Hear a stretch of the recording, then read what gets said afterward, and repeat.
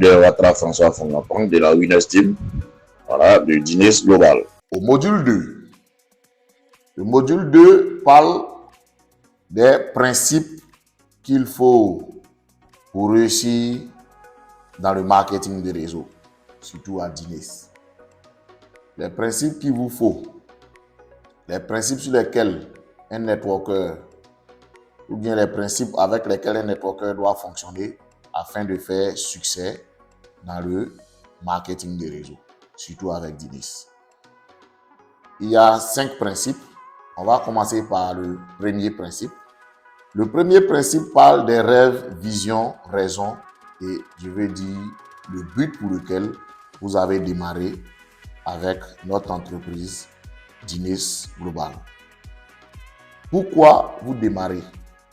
Pourquoi vous avez commencé avec nous? Quel est votre rêve? Quelle est votre vision pour cette activité? Quels sont vos objectifs que vous vous êtes fixés en démarrant cette activité? Le marketing des réseaux est fait pour les rêveurs. Ceux qui rêvent, ceux qui ont de grands rêves à réaliser, ceux qui ont de grandes choses à réaliser. Souvent, ça peut ne pas être même une grande chose pour certains, mais si c'est ce qui vous tient à cœur, alors c'est ce qui va vous guider vers votre objectif à tous les coups. Et donc, vous n'allez pas travailler en fonction des regards, des moqueries des autres, ou bien vous-même, vous n'allez pas vous trouver des excuses parce que votre rêve qui vous tient à cœur sera celui-là qui va vous guider en réalité. Les rêves, il faut pouvoir les lister. C'est pourquoi on va demander les rêves à long terme, les rêves à court terme et les rêves à moyen terme pour pouvoir les lister. Et souvent, lorsqu'on parle de rêve, les gens se demandent, mais c'est quoi cette activité que je viens de commencer? Et on me demande quels sont mes rêves. Oui, ici, on va vous demander quels sont vos rêves parce que ce sont vos rêves qui vont vous définir, en fait, qui va définir la grandeur de votre organisation. C'est votre rêve, votre pourquoi qui va vous pousser à vous lever chaque matin et à mener cette activité comme il se doit. Ça peut être que je veux envoyer mes enfants dans tel type d'école. Ça peut être que je veux envoyer mes enfants dans tel pays afin qu'ils aient la connaissance qui se doit. Une fois, j'ai regardé une formation où il y avait un monsieur dedans qui disait, lui, son rêve, c'est de s'asseoir un jour dans un restaurant, manger, lui et sa famille, sans s'inquiéter de la note. Et là, je ne suis pas en train de dire que c'est peut-être un rêve anodin. Mais sérieusement, est-ce que ça vous est jamais arrivé de vous asseoir dans un restaurant? Déjà, même quand vous voyez le cadre, vous vous dites, est-ce que c'est un cadre où moi je peux m'asseoir aussi? Au point où vous allez envoyer toute votre famille sans vous inquiéter de la note. Tout le monde a connu déjà cela. C'est un grand rêve pour lui de s'asseoir un jour dans un restaurant, lui et sa famille, manger sans s'inquiéter de la facture qui va venir. C'est très très important pour lui. Et c'est ce qui le conduit chaque jour à se battre parce que c'est ce qui est son rêve. Toi, quel est ton rêve? Quel est ton rêve? Qu'est-ce que tu recherches? Pourquoi tu as démarré ce business? Ton pourquoi doit être profond. C'est l'un des premiers principes et il est très important. Ça va définir quel type de personne tu seras dans cette activité. C'est parce que c'est ça qui devient ton leader.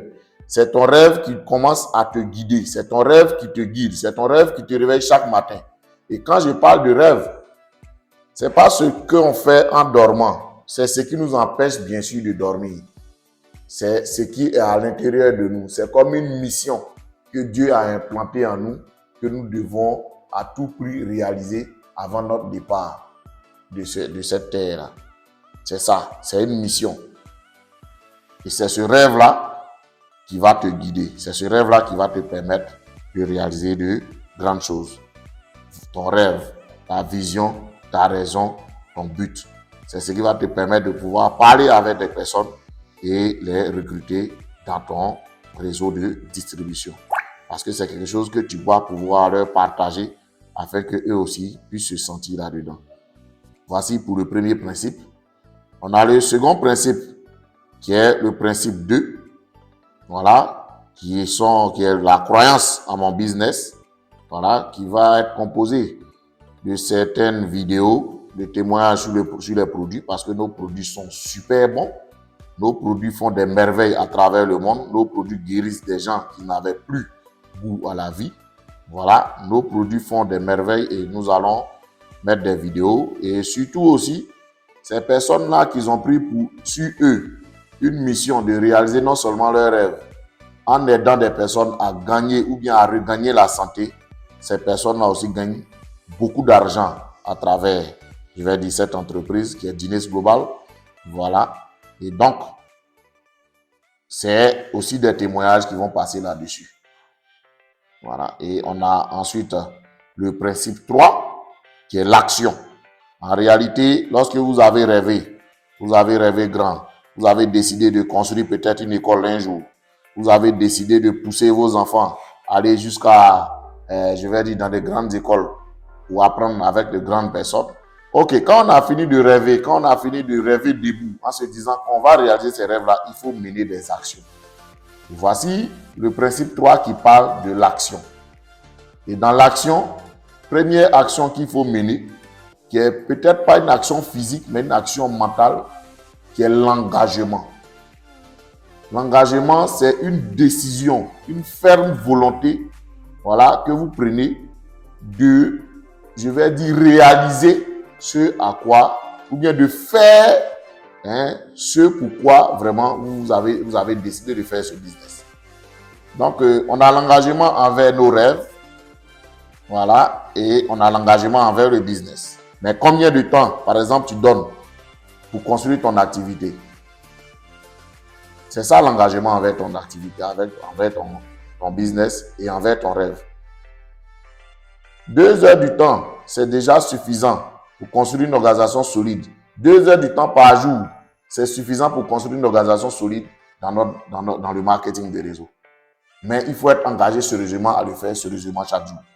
Les réunions que nous faisons au bureau, vous devez vous engager à être sérieusement là. C'est un engagement personnel que vous prenez.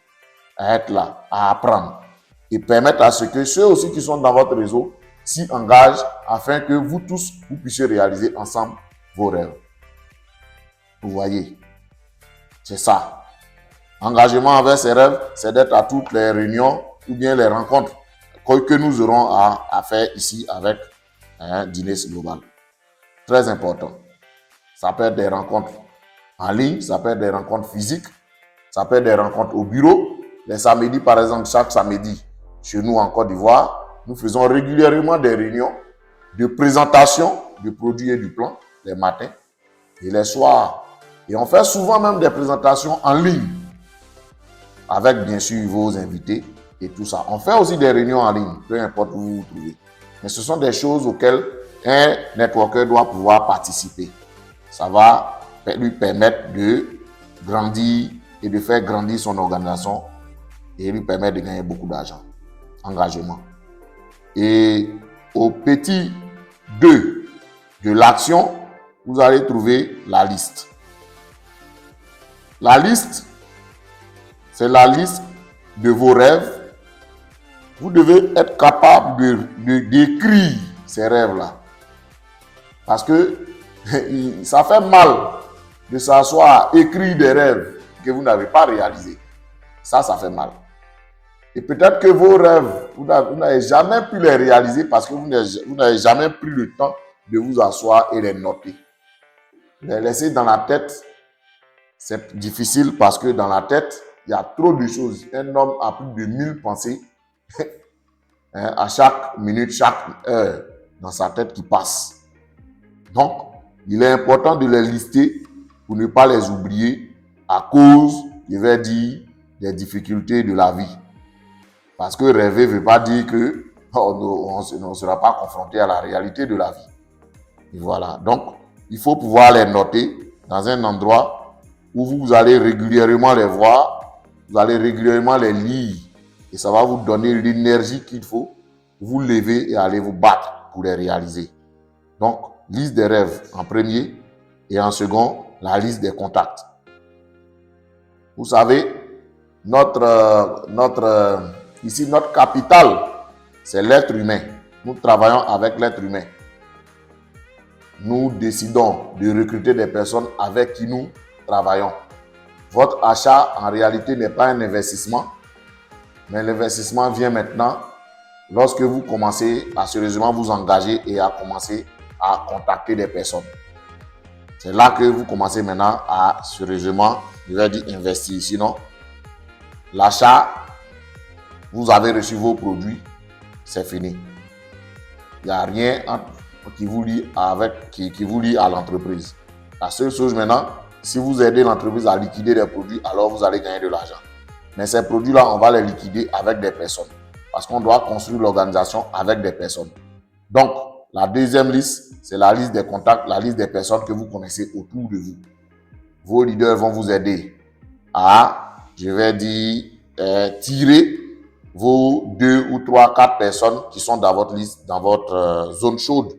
Mais vous devez être capable de faire une liste d'au moins 100 personnes. Et avec cette liste-là, nous allons faire un travail qui va vous permettre de recruter des personnes rapidement. Donc, liste de 100 personnes au moins. Est-ce que vous savez comment trouver 100 personnes? C'est simple. Vous pouvez subdiviser. Voilà, vous subdivisez peut-être la famille proche et élargie, bien sûr. Vous avez vos collègues, vous avez vos amis du quartier et tout ça. Et ensuite, vous avez vos connaissances, des gens peut-être que vous ne connaissez pas leur nom et tout ça. Quand vous regroupez par catégorie comme ça, vous allez avoir rapidement votre liste de 100 personnes.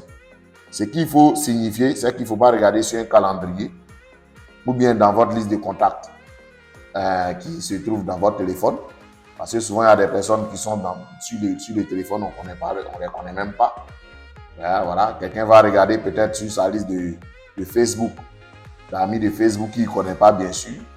Voilà, et il va faire une liste de 100 personnes et venir déposer. Non, c'est pas comme ça fonctionne. Vous vous asseyez dans un coin, vous gardez même votre téléphone très éloigné de vous. Vous prenez un stylo, vous prenez un cahier, vous écrivez une liste de 100 personnes. Pas besoin forcément d'avoir leur numéro et autres sur la liste. Il suffit d'avoir leur nom, c'est suffisant. Voilà. Et il y a un travail qui sera fait avec vos leaders afin que vous puissiez trouver des partenaires avec qui vous allez développer, c'est-à-dire votre liste, votre zone chaude dont je parlais. Voilà, c'est à travers cette liste-là qu'on va les déterminer et on va travailler avec eux. Et le petit 3, dans l'action, on a l'invitation. Maintenant que nous avons fini avec la liste de nos contacts et que cette liste-là a été traitée par nos leaders et que notre zone chaude a été détectée, il faut maintenant inviter ces personnes-là. C'est-à-dire qu'il faut les inviter à venir voir le produit ou bien les produits et notre business plan. Et ça, il est très important de toujours voir avec son leader comment inviter. L'une des méthodes les plus efficaces, c'est l'invitation par téléphone. Mais tout est bon, même en face à face aussi, c'est bon. Mais il faut éviter de donner, le plus important dans l'invitation, il faut éviter de donner beaucoup d'informations. Parce que, en réalité, l'objectif de l'invitation, c'est de faire déplacer la personne vers un bureau afin qu'on lui présente l'activité. Vous voyez, la présentation de notre business peut prendre environ 1 heure de temps pour un spécialiste, quelqu'un qui a été formé pour la présentation. Et donc, quelqu'un qui n'a pas été formé, c'est-à-dire vous, par exemple, qui n'avez pas encore été formé, lorsque vous donnez une invitation, vous allez commencer à donner beaucoup d'informations. Des informations qui vont troubler l'invité en question. Ça va soulever plus de zones d'ombre à son niveau, qui va faire que ça va lui faire peur et il risque de ne pas venir. Parce que vous n'avez pas su lui expliquer comme il se doit. Et donc, il faut éviter de donner beaucoup d'informations, voilà, pendant l'invitation. Je prends un exemple tout simple. Je suppose que j'ai mon ami qui est à Cocody, moi je suis à Yopougon. Je décide de l'inviter et lui donner l'envie, bien sûr, de venir voir mon opportunité et mes produits.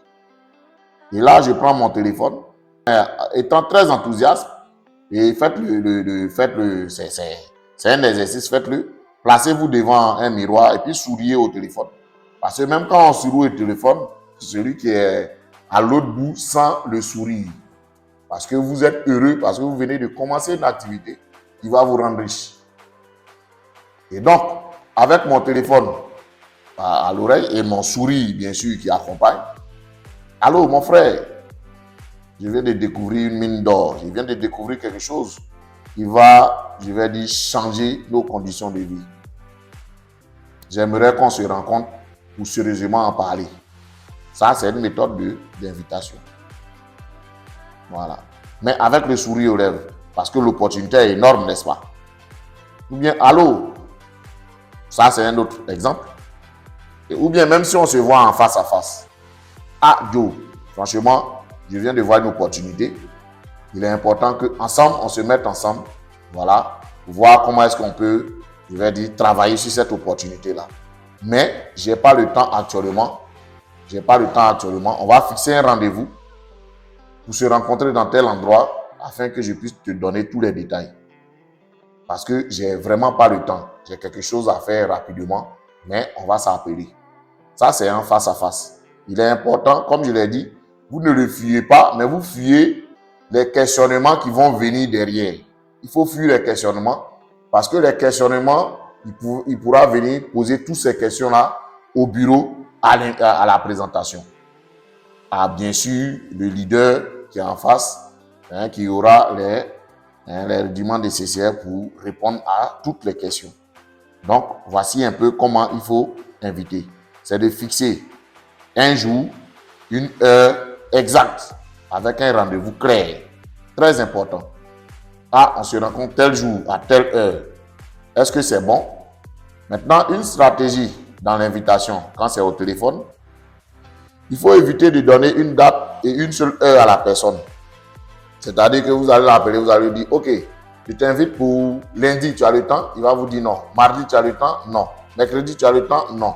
Pour finir, il va vous dire, bon, ok, le jour où j'ai le temps, je vais t'appeler. C'est une fausse invitation. Je prends un exemple. Allô, entre samedi et dimanche, quand tu as le temps, vous voyez, vous lui donnez l'opportunité de choisir entre samedi et dimanche. Et si samedi et dimanche est occupé, lui-même, son esprit, c'est-à-dire vous l'avez appelé à vous fixer déjà un rendez-vous. Donc, automatiquement, si samedi et dimanche, il est occupé, alors il va vous dire, mais et mercredi, ou bien et lundi, je suis plus libre. Ok, donc on fixe un rendez-vous ce jour-là. Mais il faut avoir l'attitude aussi. Ah bon, je vais voir dans mon agenda. Excuse-moi, je vois dans mon agenda. Ok, c'est possible. On va voir ça. On peut faire la présentation ce jour-là. Ou bien on peut se rencontrer ce jour-là. Est-ce que vous voyez un peu? Il faut toujours garder l'attitude. C'est vrai que vous avez besoin de la personne, mais en même temps, voilà, il ne faut pas faire comme si c'est lui qui vous donnait du travail. Au contraire, c'est vous qui lui donnez du boulot. Donc, il faut garder la ligne entre orgueil d'un côté et puis, je dirais, confiance de l'autre côté. Voilà, vous gardez la ligne, vous marchez sur la ligne. Voilà, comme un bon DG, comme un bon directeur, comme un bon PDG d'entreprise, vous invitez, c'est votre ami certes, mais il faut garder toujours, pendant l'invitation, il faut garder toujours l'attitude qu'il faut. Voilà, donc voici un peu, il faut donner toujours 2 exemples pour qu'ils choisissent. 2 dates pour qu'ils choisissent. S'il a dit, par exemple, dimanche m'arrange, alors 10h ou 16h. Il faut toujours donner 2. Toujours 2. Pour pousser la personne à choisir. Voilà. Et quand il dit à 16h, ok, donc on se croise demain à 16h au bureau. Ou bien à tel endroit. Et c'est lancé. C'est bon. Donc le petit 3, c'était l'invitation. Et on a le petit 4 maintenant, qui est la présentation. Parce que quand vous invitez quelqu'un, c'est envie de venir lui présenter votre business. Et donc, il va arriver, c'est votre invité, il va arriver au bureau. Il ne connaît personne ici. ou bien il va arriver à l'endroit indiqué, il ne connaît personne dans l'endroit, donc vous devez être là avant la personne. Ou bien vous vous rencontrez, vous venez ensemble. Le mieux, c'est d'être là, en tout cas au bureau, avant la personne. Il ne faudrait pas que la personne, votre invité, arrive et c'est vous qui allez venir maintenant commencer je vais dire, comment je dirais ça? Il va venir s'arrêter, vous attendre quelque part, au soleil ou bien assis quelque part. Non, non, non, non. Dès qu'il arrive, vous devez être là, vous l'installez, si possible, vous lui proposez de l'eau. Voilà. Et ensuite, vous rentrez en salle pour la présentation. Très important d'être là avant de votre invité. Et lorsque vous rentrez en salle de présentation et que la présentation doit être faite, vous devez comprendre que on doit présenter l'activité à quelqu'un. Et donc, le présentateur est sûrement dans la salle avant. C'est à vous de lui demander d'éteindre, par exemple, ou bien de mettre son téléphone sous silence. Il est très important de rester vraiment calme pendant cette petite période de présentation-là. Sinon, il va rater quelque chose.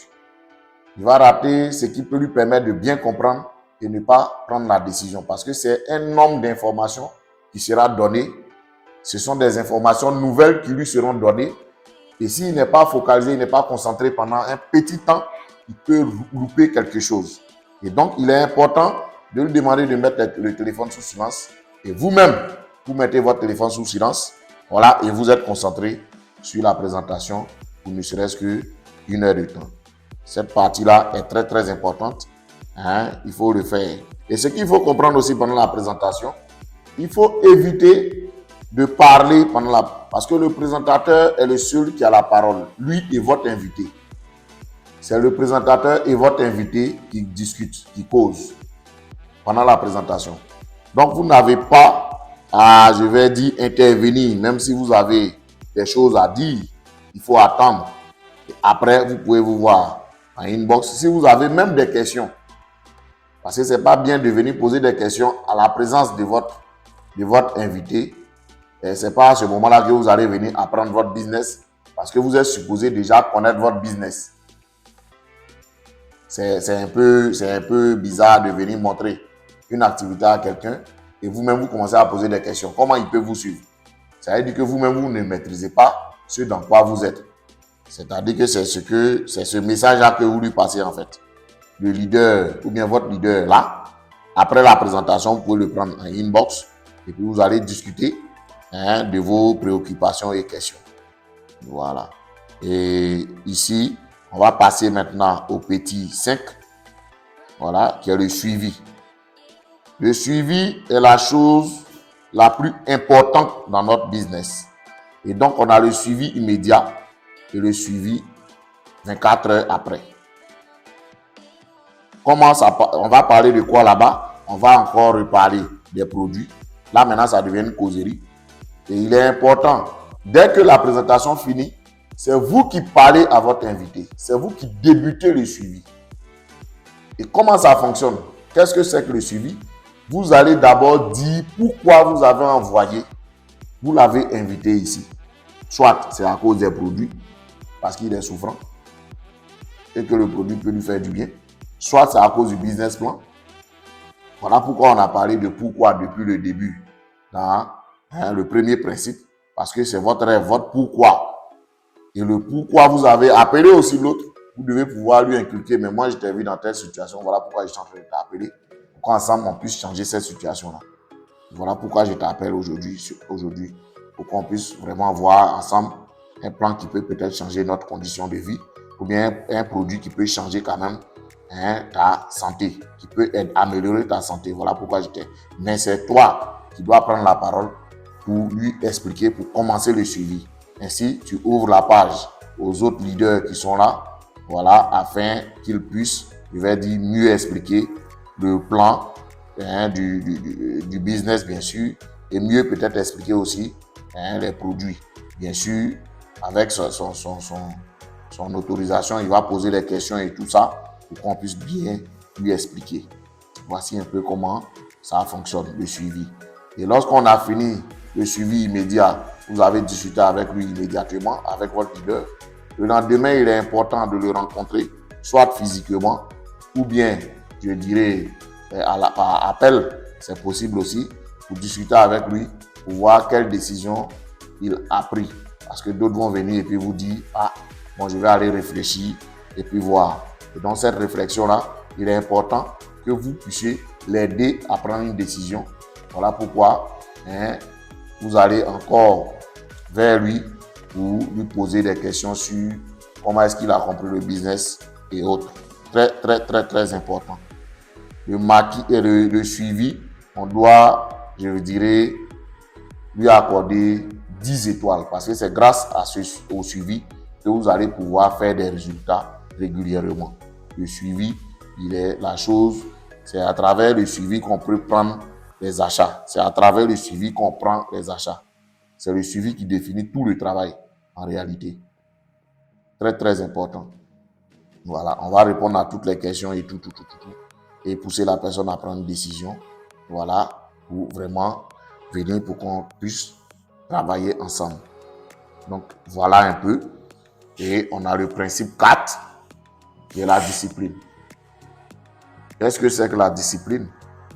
La discipline, ici, il y a le petit 1, le petit 2. Il faut retenir. En premier, le respect entre nous, les porteurs, et entre nous leaders. Voilà, il est très important d'édifier son leader. L'édification du leader est ce qui permet à une organisation de grandir. Voilà, très très important. Le leader, ce n'est pas une question d'âge, ce n'est pas une question de diplôme et autres, mais il est très important de comprendre que en édifiant son leader, on est en train de grandir son leader et on permet aussi à ceux qui sont dans notre organisation d'écouter en réalité ce leader-là et de, je vais dire, faire ce qu'il demande de faire. Parce que quand ton leader est édifié, quand il parle avec tes filleuls, je pense que ça passe plus simplement et ça va permettre à ce que tout le monde puisse grandir ensemble. Ça, c'est la première des choses avec la discipline. Et en matière de discipline aussi, comprenons simplement que, voilà, il faut consulter régulièrement le leader en question. Il faut le consulter, il faut lui, chaque fois que vous avez besoin de quelque chose, vous avez des questions, même vos positionnements, vous n'avez jamais acheté de voiture, vous voulez acheter une voiture, il faut le consulter. Il y a quelqu'un même qui va jusqu'à dire, si tu veux te marier, il faut consulter ton leader. Il faut lui permettre de choisir aussi ta femme. Bon, c'est pourri, hein. Mais c'est pour dire combien de fois il est important de consulter. Consulter et informer, c'est deux choses différentes. Voilà. On consulte lorsqu'on vient demander l'avis de l'autre ou bien de ton leader. Il faut toujours demander l'avis de ton leader sur ce que tu comptes faire ou bien ce que tu veux faire.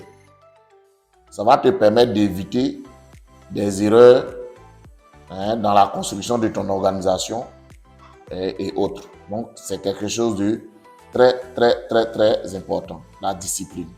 Et on a le principe 5, qui est le travailler en équipe. Ici, et travailler en équipe nous octroie des droits et en même temps des devoirs et certaines choses qu'il faut simplement éviter. Travailler en équipe. Vous voyez, quand vous travaillez en équipe, ce qui est bien, c'est que des personnes qui sont plus expérimentées que vous vont vous aider à faire le travail. Par exemple, pour des présentations, on ne va pas attendre à ce que quelqu'un soit dans mon réseau avant de l'aider à faire sa présentation. Quand je sais faire une présentation, alors quand quelqu'un est là, il m'a sollicité pour une présentation. Voilà, le travail d'équipe fait que je fais aussi son travail. Lorsque quelqu'un, un jour, l'un de mes filles ou bien moi-même, j'aurai besoin de faire une présentation, quelqu'un aussi pourra, je vais dire, m'accompagner à faire aussi les présentations. Donc, il est très important d'accepter de travailler en équipe et cet état d'esprit d'équipe-là est très important. Nous, dans la Winners Team, on travaille tous pour un et un pour tous. Nous tous, on s'entraide afin que tout le monde puisse aller vers l'avant. On s'entraide pour que tout le monde puisse monter en fait. Donc, c'est quelque chose de très important. Et pour cela aussi, les histoires de j'ai référé, quelqu'un qui est déjà dans le réseau, qui vous dit qu'il est déjà dans le réseau, il faut éviter de chercher à le référer encore chez vous-même. C'est quelque chose qui n'est pas bon. C'est très dangereux pour la construction d'une organisation. Voilà, vous avez, les gens qui sont dans votre zone chaude. Il est important de travailler avec ces personnes-là et ainsi de suite. Quelqu'un qui est déjà dans le réseau de quelqu'un, il ne faut pas chercher à le référer. Voilà, il faut simplement aider aussi les membres à faire les suivis. Voilà, il ne faut pas attendre à ce que ça soit je m'occupe seulement de mon équipe. Ça, c'est un mauvais état d'esprit dans le marketing de réseau.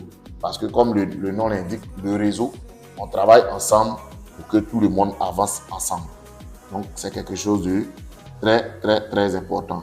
Aussi, lorsque quelqu'un a présenté, je vais dire, un prospect que vous connaissez, il ne sert à rien d'aller le poursuivre et chercher à le mettre dans son réseau. Ça encore, ça va te créer des problèmes. Ça va créer aussi des problèmes même au prospect qui a été présenté par quelqu'un. Demain, quand vous voyez, il ne peut pas travailler et bon, c'est pas joli à voir. Donc, le travail d'équipe, ça doit être quelque chose qui est très important. Parce que quand on travaille en équipe, comme je l'ai dit, si vous avez aidé quelqu'un ici aujourd'hui, quelqu'un va aider aussi quelqu'un dans votre réseau, quelque part, dans un pays ou bien dans une ville là-bas. Mais dans le network, sachez que tout ce que vous faites, même que ça soit fait pour les autres, même si ce n'est pas dans votre réseau, à quelque part, ça vous sera avantageux quelque part. Donc, travaillons en équipe, travaillons ensemble et avançons ensemble. Un principe qui est très très important. C'est pourquoi il est érigé en un principe carrément. Et on a enseigné et dupliqué. C'est quelque chose en petit 2 bien sûr pour le principe C. C'est quelque chose de très important. Enseigner et dupliquer. Voyez-vous, je vous l'ai dit, les principes du marketing de réseau sont simples à enseigner et c'est simple aussi à dupliquer. Vous enseignez ce que vous recevez. Et dans la duplication, vous-même, vous devez être l'incarnation de ce que vous enseignez. Vous ne pouvez pas être en train de dire à quelqu'un, il ne faut pas référer les directs des autres, et puis vous-même, vous êtes en train de le faire. Ça, ce n'est pas une bonne duplication. Donc, vous serez en train d'enseigner quelque chose, et dans la duplication, ça, c'est une copie conforme de ce que vous faites, que vos filleuls vont répéter dans leur comportement et dans leur attitude, et dans ce que vous faites. Et donc, il est important que tout ce que vous avez appris aujourd'hui là, vous devez prendre sur vous et commencer déjà à l'enseigner aux autres qui vont venir. Parce que déjà, quand vous avez commencé à avoir des personnes dans votre organisation, il faut comprendre que c'est vous le leader et vous devez commencer déjà à leur enseigner ce que vous avez appris. Tout ce qui a été cité depuis là-haut, depuis le changement de paradigme jusqu'au principe. Et la duplication, comme je l'ai dit tantôt, c'est quelque chose, c'est dans votre attitude que ça se ressent. C'est dans vos faits et gestes. C'est dans votre pratique de la chose que les directs ou bien vos filleuls vont prendre et faire ce que vous faites devant eux. Si vous faites de bonnes présentations, vous faites de bons suivis, alors vous aurez de bons leaders dans vos réseaux qui vont copier certainement ce que vous faites. Ils vont copier carrément les bonnes présentations que vous serez en train de faire. Et ils vont copier aussi votre manière de faire les suivis. Et vous aurez une grande organisation. Parce que c'est ce type de personnes-là que nous recherchons dans nos réseaux, bien sûr. Ce type de leader-là. Et donc, ce type de leader-là, ça commence par vous. Vous, en faisant tout ce qui est bon, afin que ceux qui viennent dans vos réseaux commencent aussi à faire pareil. C'est ça la duplication. Voici donc les 5 principes pour construire une bonne organisation et avoir un système assez solide pour gagner de l'argent régulièrement. Je vais dire un récapitulatif des 5 principes.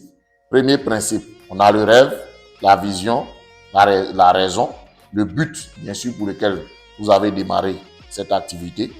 Voilà, ça c'est le premier principe. Voilà, et on a le second principe qui parle de la croyance en notre business, qui va renfermer les témoignages de guérison par rapport à nos produits et qui va renfermer aussi les témoignages à succès parce que plusieurs personnes démarrent le marketing de réseau avec Dilis et sont en train de gagner beaucoup d'argent. Voilà. Et le troisième principe, c'est l'action. C'est là maintenant que vous devez rentrer en action, faire le travail comme il se doit, bien sûr en s'engageant en petit 1, en faisant sa liste, en petit 2, en faisant les invitations en petit 3 et en faisant les présentations, bien sûr, parce qu'il faut présenter l'activité aux gens qui viennent afin qu'ils prennent connaissance de la chose et puissent voir comment ils peuvent vous rejoindre. Et ensuite, faire le suivi afin de les pousser à prendre une décision pour ceux qui sont un peu réticents. Voilà. Et voici le petit 5. Voilà pour le principe 3. Et ensuite, on a le principe 4 qui parle de la discipline. Voilà, qui parle du respect et l'édification du leader en petit 1 et en petit 2. Consulter son leader avant de prendre une grande décision. Il est important de consulter afin d'éviter les erreurs en fait. Voilà. On dit les gens intelligents se renseignent toujours avec les personnes expérimentées. Et votre leader est quelqu'un de plus expérimenté que vous. Même s'il a démarré un jour avant, il est plus expérimenté que vous. Voilà, il faut simplement aller vers lui pour le consulter. Et en petit 5, pour ne pas dire en grand 5, travailler en équipe. Voilà, comme je l'ai dit, le travail d'équipe va favoriser, je vais dire, le fait que tout le monde puisse grandir ensemble et enseigner et dupliquer en fait tout ce que vous aurez appris. C'est très important. Voilà un peu le module 2. Merci et bonne journée à vous.